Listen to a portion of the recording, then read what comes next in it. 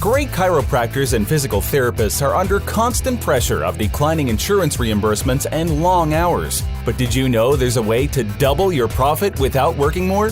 By building a gym onto your practice, you can earn more income, stabilize your business, and be a hero to your family, patients, and team. It's a big undertaking with a huge reward. Dr. Josh Satterley has done it, changed his life, and now wants to help you do the same. Welcome to Clinic Gym Radio. Welcome to Clinic Gym Radio. I am your host, Dr. Josh Satterley. And thank you very much for tuning in today. I am very excited to be talking today with Brendon Rearick. Brendon, how are you? I'm great, Josh. Happy New Year, my friend. Hey, thank you very much, Brendon. Now, Brendon is calling us all the way live from the Bay Area via Boston, so hitting both coasts. And can you give everybody a little bit of your background, how you ended up in San Francisco from Boston? Oh, my. You want me to start from the beginning, or you want the short story or the long version? Well, we only got 45 minutes today, so let's start out in Boston. What were you doing out there?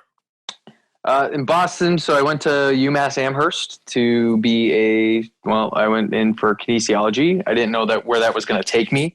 My main goal was to always be a strength coach in the NFL, but that took me to Mike Boyle Strength and Conditioning, which is in Woburn, Massachusetts. After I graduated from college, I learned a lot from that man as my mentor under the tutelage of Mike. And from there, I started from the bottom, worked my way to the top of the food chain there. About 5 years, I was leading the internship program, and I was the fitness director.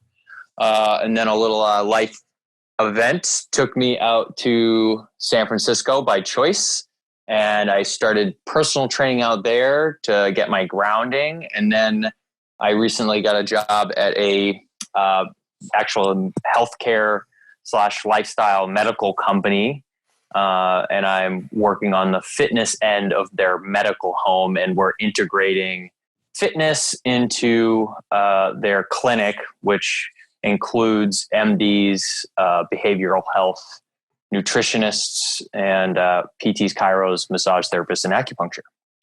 Well, fantastic. That's where I am now. Yeah, that pretty much ties in perfectly with what we're talking about, because we're encouraging chiros and PTs to add a gym to their clinic. And really, as you can see, there are no lines there. Right? There's no stopping point, no walls. Yeah. Well, fantastic. Well, let's go back to your time at Mike Boyle Strength and Conditioning, because I met you many moons ago in the beautiful streets of Providence, Rhode Island, as we were working with Tom Plummer. But what really impressed me is you weren't just a strength coach. You actually developed some curriculum that I am a huge fan of, called the CFSC. Can you kind of go into the details of the birthplace of the CFSC, what those letters stand for, and what it's all about?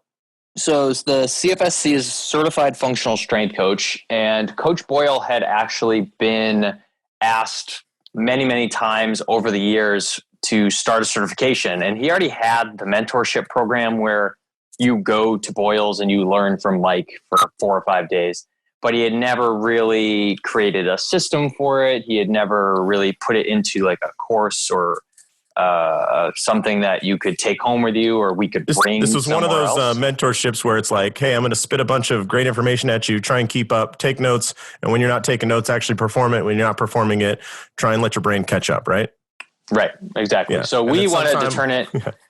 So, we wanted to turn it into something like I mentioned, you could take home with you and then use for a long time. And when I was there, my brain doesn't work in a linear fashion. I need systems. I need things that where do I go next? What do I do if something goes wrong? So I took everything that Mike was teaching us, and we were reading this book as part of our staff meeting. It's called Checklist Manifesto. And the premise of the book is that doctors work a lot better and have a lot more success, and there's a lot less injury, death, and infection rates when they use a system that everyone checks off that they did X, Y, and Z. So why not do that with our programming? And we started building out checklists for every single exercise. So for example, if I use a split squat, if body weight split squat is the exercise we're selecting, where would you go next? And for us, it would be a goblet split squat. and then you would go to a farmer hold or 2 dumbbell split squat, and then you would go to a rear foot elevated split squat, or what most people would call Bulgarian split squat, and then you would go to X. And so you can see how you can do that for every exercise. And then if you couldn't do a split squat, say body weight, which if you're in the rehab setting, you will have people coming in who are detrained, deconditioned, or they're going through rehab. They just got knee surgery, that they can't do a bodyweight split squat. What do you do with those people? So then you start to regress them. So you say, okay, you can't do a bodyweight split squat. Let's do it with 2 PVC pipes in your hands so you can have a little upper body help. Or you could do it with a TRX, and then you can start scaling down your split squat all the way down to what the FMS would call an inline lunge. And then you can start breaking out like the ankle joint, the hip joint, the knee joint. So you can see how you can progress all the way from just an ankle joint to a Bulgarian split squat, which would be your end goal, because a Bulgarian split squat shows us fitness, that you are robust to do anything you choose to do in your life. And there might be 10 steps along the way, but you have identified where to go next and where to go if they cannot complete it. All 10 or 12 or 8 steps, right? Exactly. And that is the premise of the CFSC course. So when you come in, that is what we'll be teaching you for a 10-hour hands-on session. And before you even come to the course, you are required to do I believe it's about 20 hours of watching videos and reading Coach Boyle's book. There's a 50-question exam online to take before you even get there. So there's prerequisites. So you're coming in with a certain knowledge base so that when you get there, we're ready to rock and we are ready to just go right into hands-on. There's no lectures. There's none of that. You are doing, you are coaching, you are teaching. And the big reason why we started this is because all the certifications out there, you've got NASM, you've got NSCA, you've got ACE, ISSA, none of those certifications require that you are physically fit or able to do any of those things, that you can demo any of those things, and that you can coach any of those things. And that's our big sell, is that you have to coach, demo, and teach in order to get your certification. So at the end of the day, there's a 5-question exam where you have to actually show us those things in front of a coach live with another human being and prove that you are able to coach, not that you can just sit down at a desk and read a book and take a test. Right. And I think it's like for us, that's the gold standard where we want to see everyone get to. I think it's like CPR class where it's like, hey, that's great that you know how many breaths and how many compressions, but get on the dummy and do it. Exactly. It doesn't matter if you can't actually administrate it. So, which is the crazy thing that all these certifying bodies forget is like, hey, at some point, this person's going to be in front of a client and they'll need to know to actually what to do, not just why we do it. Not just the what are the actin and myosin doing in the body, but how about this person in front of me? What do I do with them right now? And if they can't do that, where do I go? I think a lot of people lose that that coaching is also a human interaction. It's not just X's and O's on paper. And that it's a psychology session as well. You have to create a relationship with this person, and you have to be able to communicate with that person. Not just, do you look like you can do it? That does not qualify you. And that you read a book, and like you mentioned, that the Krebs cycle, or none of that stuff matters when you stand in front of a human being. And on the flip side, if you've just been learning fitness via Instagram, you're going to be found out pretty quick as well, right? This is true. This is very true. All the Instagram heroes are going to be angry at us. But anyway, so they'll leave the level 1. Now there's a couple levels to the CFSC program, right? Correct. So level 1 is more for it's our base. You're building the foundation, and it's more geared towards the adult or general population, even the youth population. Our level 2 course is set up for athletes. It's the biggest difference is that you're getting into more of the speed and agility work. You're getting into clean. So you don't throw out all the stuff that you learned in level 1. That stuff's all very important. All our athletes still do all the level 1 material. That's how they warm up.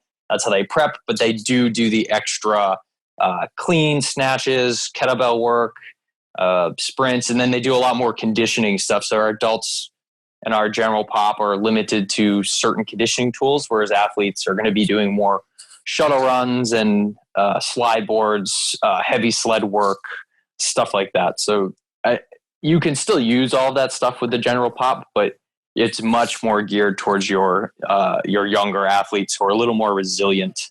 We're talking college kids, high school kids. Yeah.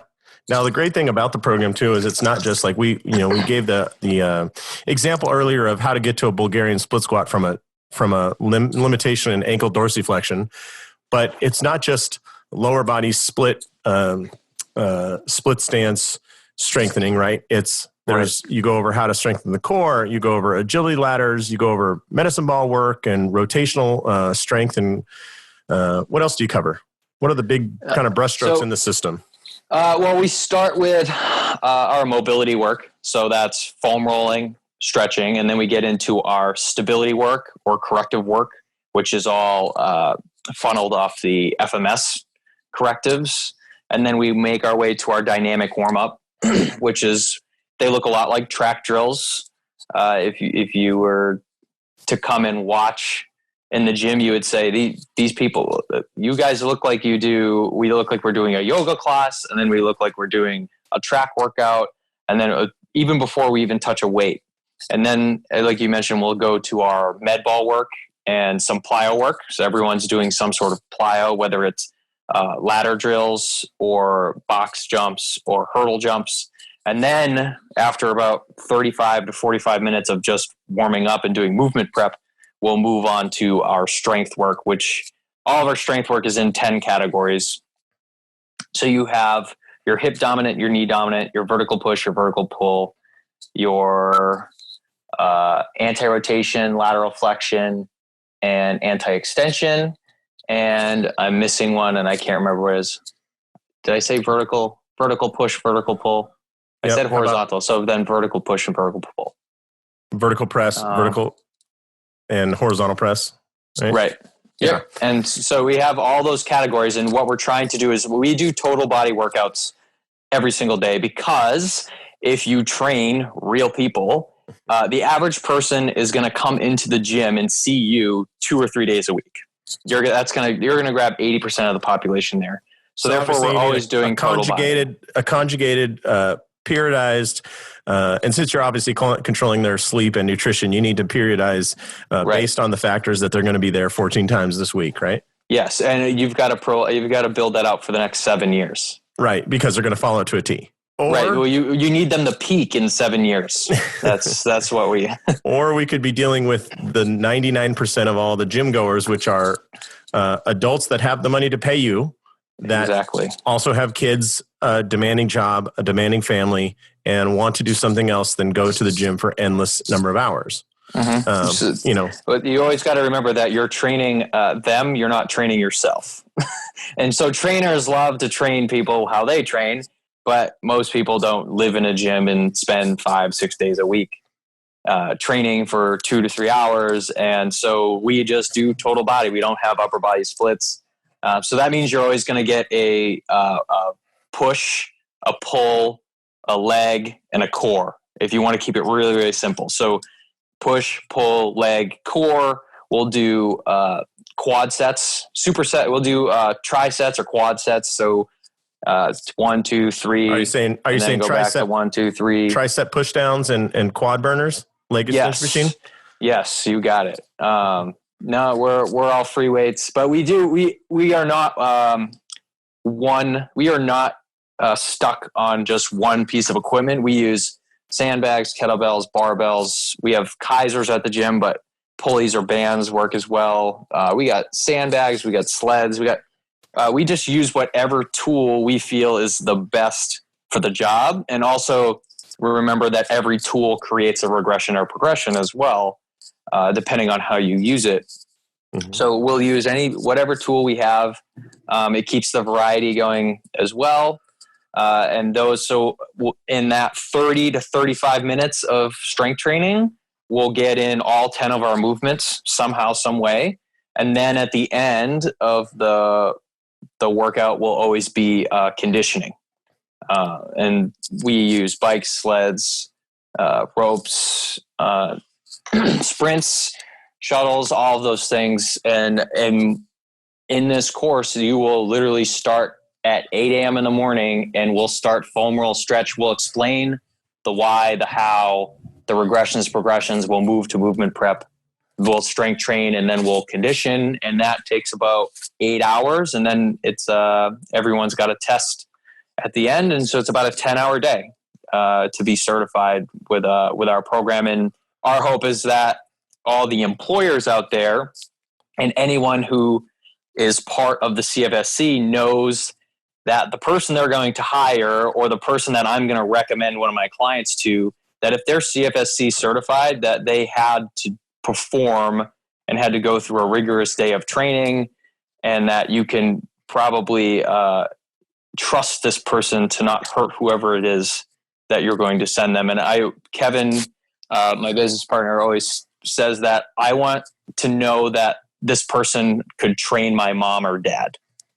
So when I'm there testing you and I'm going to pass or fail you, I think to myself, okay, would I let this person train my mom or dad? Yes or no? So it is based off of a point system. Yep. You got to get 11 out of 13 points. But we do have a 20% fail rate. Right. So if you're not prepared, you can fail. You're protecting the public at that point, right?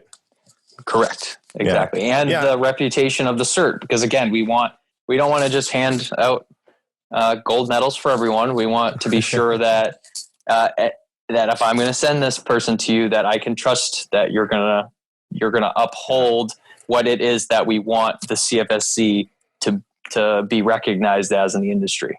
Yeah. I think one of the greatest parts, going back to where you started, you start off with foam rolling, you start off with, then you do some correctives and stability work. So tools wise, equipment wise, you started with foam rolling, maybe a softball or a lacrosse ball for some pinpoint mobility work.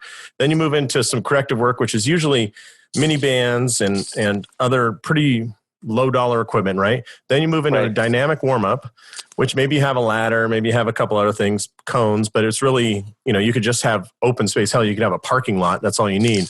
So for the first 20 to 30 minutes of the class, for all these people that hit me up and they're like, oh, I only have this many square feet, or I don't have any money to start. Like, we're talking about literally a couple $100 of equipment, if that. I mean, if you only have room for 4 people in your office, you need 4 foam rollers, or even 2. You could do a 2 and 2 kind of split. Some mini bands and 1 agility ladder. You're out $150. If that's too much to start, like, just stop now and go get a job somewhere. But I think the best part is, like, when we took your course and we really looked at all the equipment we have in the gym, you start looking around going, God, we have a bunch of useless crap, which means it's all stuff that you would have paid for. So I think it's great if you take the CFSC long before you ever build out your gym, take that class and look at what are you really going to use. Like, so many people are like, well, I'm a kettlebell guy, so I use, I want to have 2 106-pound kettlebells. And it's like, okay, like, what are you going to use them for besides holding down the floor? Because just the shipping's $1,000. Right. Your UPS guy hates you. He's spitting on all your packages and everything after that. But I mean, it's just, what do you really need? So can you go into, maybe can you help some people out that are really on a tight budget with equipment selection? Because we talked about, Boyle's Place, you got Kaiser machines, and that's great. Right. But let's say I want to go super cheap. What pieces of equipment do you think you get the biggest ROI out of? Well, that's a great question. And you made a great point that the first 45 minutes of our workout would cost you per person less than $50. You're looking at, so I actually have a program that I send to a lot of my clients. They're like, hey, what do I do in a hotel room? I got an 8x8 space. Here you go. It's foam rolling. So you got to buy a foam roller. You can get a tennis ball anywhere. Then you get some mini bands. You get 1 or 2 different tensions. You don't need the super heavy one. You just need a little bit of tension to use. You maybe get a super band or 2. You can get, I use yoga blocks a lot. Get those off Amazon for $10, $15. $9 a pair, yeah. $9 a pair. So I do a lot of yoga block stuff. Maybe a mat to lay on. What else are we looking at here? And then I would probably suggest 1 or 2 kettlebells, because you can do almost anything with a 16 and a 24 if you're a male, and 8 and a 12, or an 8 and a 16 if you're female. Now, just for all those non-metric nerds out there, you spoke in kilograms, right? Yes, kilograms. Sorry. Right. It's so you're looking at 35 and 64 pounds. Yeah. 60 pounds. But you can do, I would venture you could do 70 to 75% of our CFSC program with just that amount of equipment that I just mentioned. So I'd have multiple mini bands. I'd have 1 foam roller per person in class. I'd have Correct. 1 tennis ball per person in class. I'd have 2 different mini bands per person in class. A yellow, the super light ones from our friends over at Perform Better, by the way. Brendon's a huge fan of Perform Better, as am I, because they're the best in the industry. Best customer service you'll ever get from any company, hands down. Yes. To the point where we're talking about it without them giving us money or giving us anything, but they've hooked us all up. So you have your mini bands. You need one. You're calling a super banders. Yeah, jump stretch band. Yeah, which are the 3-foot long bands, and those are about, at the bands we're looking at, maybe $20. Yeah. I need a place to anchor those, but that could just be eye hooks in the wall. I don't even need a rig at this point, right? Right. No.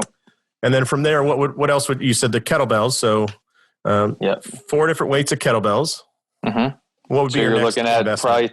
Probably $250. My next investment probably would be a rack, I think, because you can put the rack. I mean, you can get a rack for $500, and then you can hang the bands. You can do chin-ups and pull-ups. You can stretch off of it. You can get a barbell and do some barbell stuff with that. So you have a lot of options when you have a rack. It starts becoming like a attachment point more than just a barbell lifting platform, right? You got it. Because and the bench helps too. So then you have something that you can lay on. You got something that you can put your foot on. You got something that you can stand on. So elevate that rear foot. Maybe even the bench before the rack. So I would go bench next, and then I would go add the rack after that with a barbell and some plates, some yoga blocks. A couple details. RX pads are the equivalent, right? Right. RX pads. But even then you can, I have a lot of people that don't want to pay for the RX pads, and they just use the mat on the ground, roll it up. And as long as you got something padded to kneel on, you can use a mat that you were using to lay on. Not to pimp Perform Better anymore, but have you seen they have like a little half-size economy pad now? They do. Yes. Yeah, it's awesome. Yes. Yeah. It's great. A few of those too. Yeah, there you go. A few of those. How about a TRX or some sort of rings trainer? Rings? I'm a fan. I'm a bigger fan. You know why I like rings is because you can split them. Okay. The TRX with meets in the middle. I mean, you can use either or, but rings are cheaper. TRX doesn't pay me, so I can say that. Rings are cheaper, and you can split them. They're $40, $50. And again, you can hang those off the rack if you have a rack. And then, I don't know what else you would need than that, other than space and people, because then you would just start to build out from there. And if you had a lot of money, I think a dumbbell rack with varying, increasing weights of dumbbells. But even then, what's great about the CFSC is you're rarely using them in pairs. I mean, somebody's got to progress pretty far to get to a pair of dumbbells. Most likely, you're using a single dumbbell in a goblet position, and you're maximizing even every pair of dumbbells you purchase. You got it. And like we talked about, the 99% of people that are paying your bills are not monsters. They're not people that are playing in the NFL. I mean, yes, there are those anomalies and those coaches, but they're already out there doing those things. Most of the people and if you're working in a rehab setting or a clinic setting, nobody's looking there to lift heavy weights or to max out their squat or double body weight their deadlift. That stuff can all come later, but you can grab 80% of the people with just those few things that we mentioned, even before you get a rack or a barbell or any of that. Are you a chiropractor or physical therapist working long hours, worrying about lower repayments and missing out on quality time with your family? You can double your income without working more hours by adding a gym to your practice. Clinic Gym Hybrid Solutions has a step-by-step guide that dramatically simplifies and speeds up the addition of a fitness center and its monthly recurring revenue. In just 6 months, you can be on your way to freedom.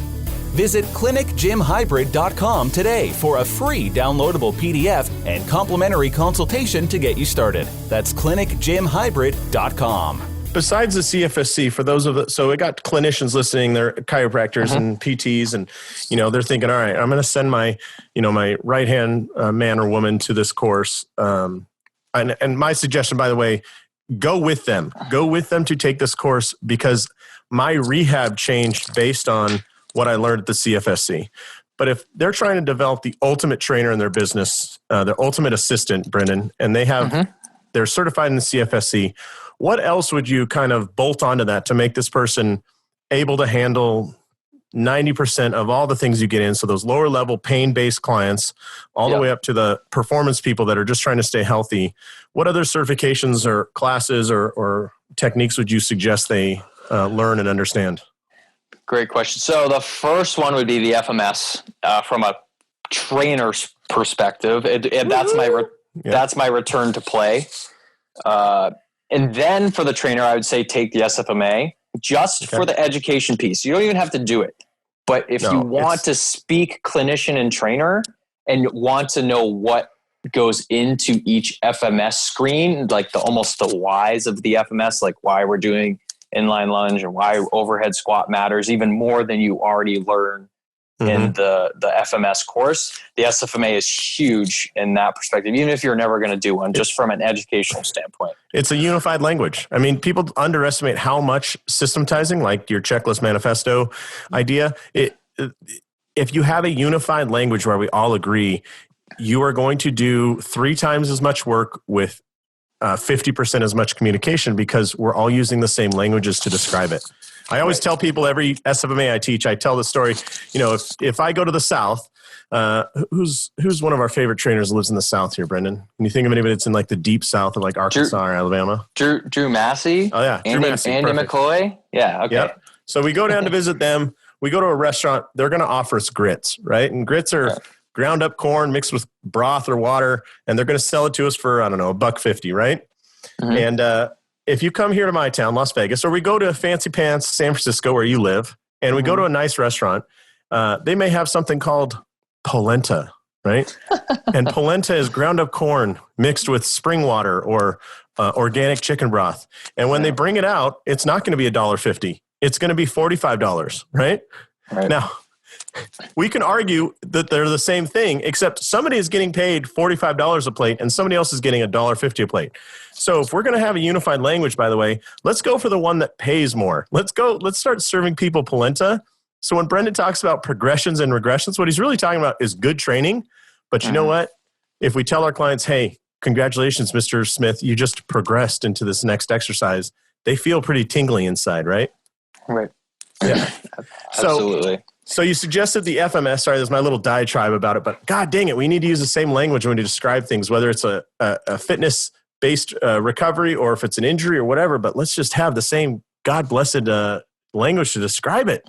Drives me nuts. Anyway, so FMS, CFSC, what else would you suggest? You said the SFMA for the trainer. Right. Get them to understand the basics. Yep. To be able to integrate well with the clinicians. I do like Andrea Spina's functional range conditioning course. FRC. Right. FRC. And what I love about it is for me, it's about the first, as a trainer, it's about the first 20 minutes of our workout. It was a game changer for us in that aspect. It didn't really affected our strength training a little bit. It didn't affect our conditioning or our dynamic stuff, but it definitely affected our mobility work, our stability work, and a little bit of our strength stuff. I think it would be also huge for PTs and clinicians because you could bridge that gap between the beginning of the training session and what the clinicians are doing in the office. So that would be great for the team to do as well. I haven't taken, I've taken his palpation courses as a massage therapist. Those are valuable as well, but not for a trainer. But so I think the FRC is good. I like, I'm a big fan of PRI. You can't really use the exercises. I'm going down a rabbit hole now. This would be my very last one. I wouldn't start with PRI. I would take PRI's myokinematics course just for the anatomy. It is the most amazing anatomy course I've ever taken in my life, and it blows any anatomy course you've ever taken out of the water. And you learn, obviously, just like as you progress and you educate yourself, you learn that everything you learned in school was wrong. It's not just red dots and blue dots in a book? No, and it's not just my bicep flexes my arm. That's dead anatomy. This is real live anatomy, in that you have your heart on the left side, you have a liver on the right. So like we are physically made asymmetrically, and we're supposed to be asymmetrical. Now, there's I believe I've heard Greg Cook say this, FMS, that there's about a 10% difference that is allowable to up to 20%. That can be advantageous because of the different pieces of anatomy we have on each side of the body, and organs are in different places. So we are supposed to be asymmetrical to a point. Obviously, when it goes too far, that's a different issue. But just the PRI stuff. So functional range and conditioning and PRI would be my next two courses after I've already taken, obviously, the CFSC and FMS and the SFMA. Yeah, I think for those of you who are listening to this, I think start with the CFSC, go with your trainer, or start with the FMS, go with your trainer.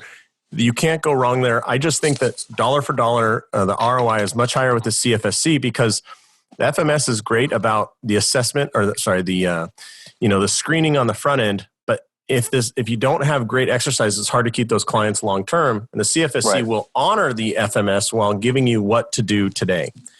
So let me switch gears here a little bit, because we're winding down our time here, Brendon. But you're a highly sought after instructor worldwide, and I appreciate you taking the time with us today. By the way, before we go any further, how can people find a CFSC course?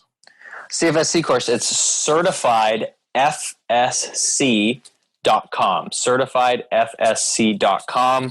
That is also our @Instagram account as well. So @CFSC.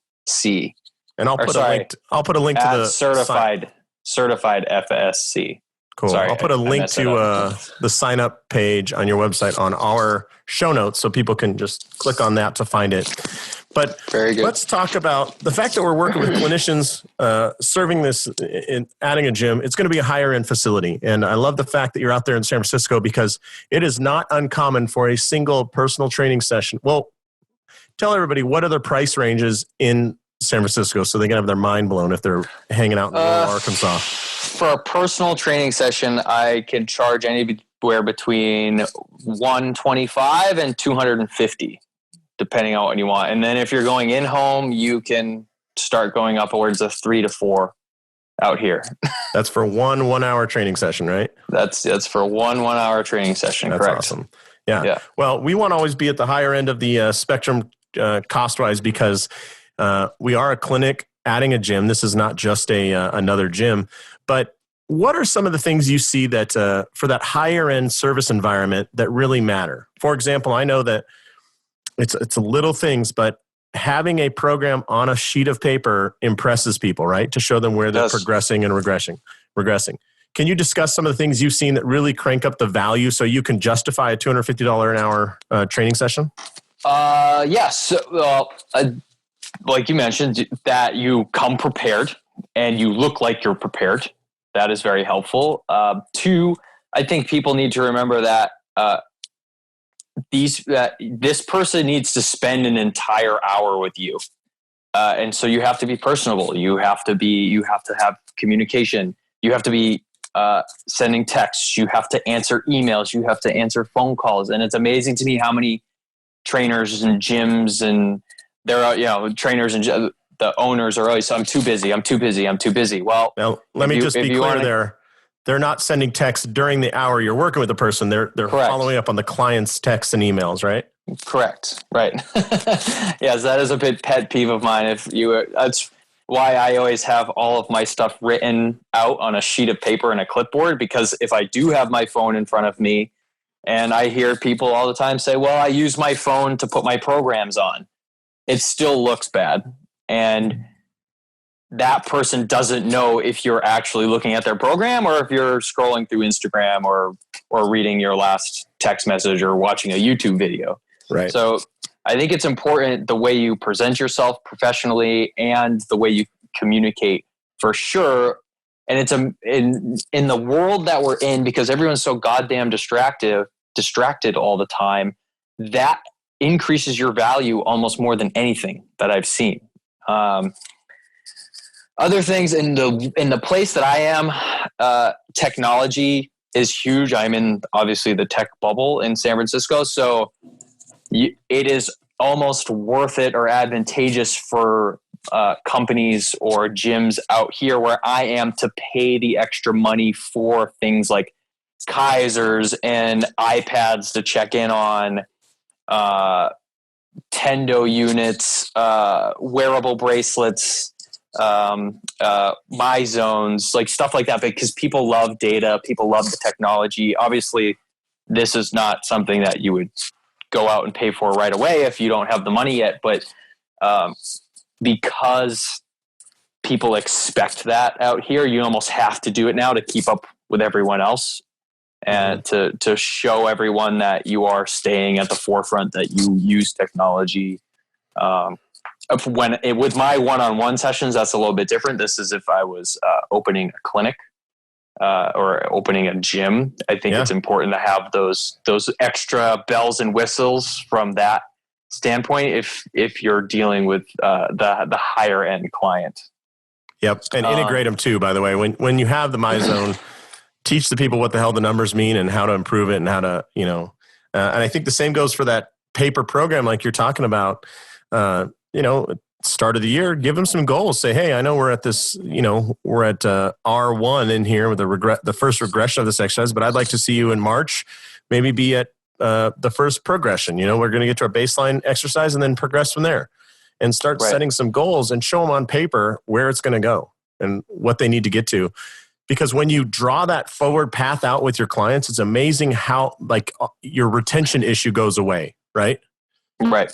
And if you can integrate that with the specialists that they're working with in your clinic, the chiros, the PTs, the massage therapists, the acus, and I love the begin with the end in mind by Stephen Covey. So you say, hey, like you mentioned, it's first of the year, I know where we are now, but where do you want to be in 6 months? And then you say, okay, in 6 months, that's where you want to be. Well, then we're going to work backwards. You want to run a marathon in 6 months. Okay, well, 2 weeks before that, you got to be running this far. 2 weeks before that, you got to run this far. Before that, you got to run this far. So that means that this week, this is how much you need to run in order to get there. So you start with the end in mind and you work your way there.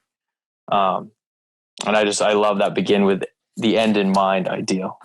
Yeah. And so many people look at fitness as just like, hey, I'm going to show up here.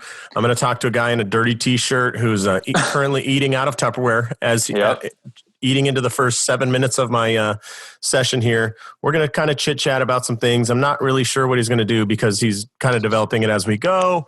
And, there's not, it's what is that? Learned helplessness. There's not too much of an expectation because let's be honest, he's not really going to put too much effort into this.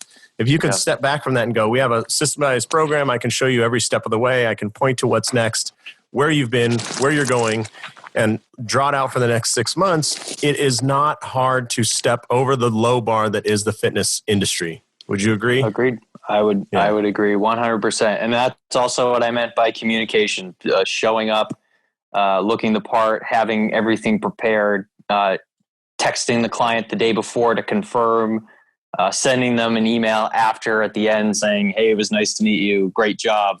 This is what we did today. I hope to see you again. Like that little stuff makes a huge friggin' difference for retention, for sales, and getting people in the door and keeping them in the door. Yeah. Fantastic. All right. Well, Brendon, you are just a wealth of information. I really appreciate you spending time here. So once again, I'll put a link in the show notes for everybody to find a CFSC course. You guys are going international now, right? Yeah. And I think Kevin went to Germany 6 times last year.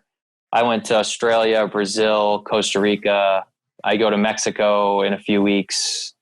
We're all over the map. It's way bigger than anything I thought it would ever be. Hey man, that's awesome. Congratulations on all your success.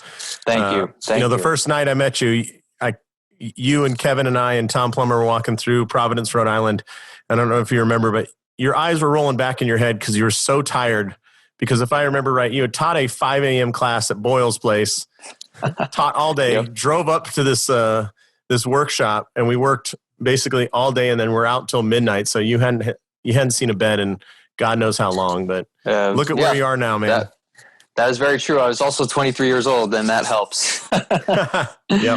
Well, hey, congratulations on all your success, number one. And secondly, thank you very much for taking the time. We'd love to have you back on the podcast. And until then, we should send people, once again, can you tell us the website for people to get hooked up with the CFSC? So certifiedfsc.com. Certifiedfsc.com. Fantastic. And Brendon Rearick, they can find you on Instagram and Facebook and all that stuff if they have questions. Is that right? They can. We can put that in the notes as well. All right. Very cool. Well, listen, everybody, on behalf of Brendon Rearick, this is Dr. Josh Satterley saying go out there, maximize your license through learning about the CFSC, and live the life you dreamt of. Thank you very much, Brendon. Thank you, Josh. Take care. Thanks for listening to Clinic Gym Radio. If you're ready to double your profit without working longer hours, please visit clinicgymhybrid.com and find out how easy it is to get started on your path to freedom. That's clinicgymhybrid.com.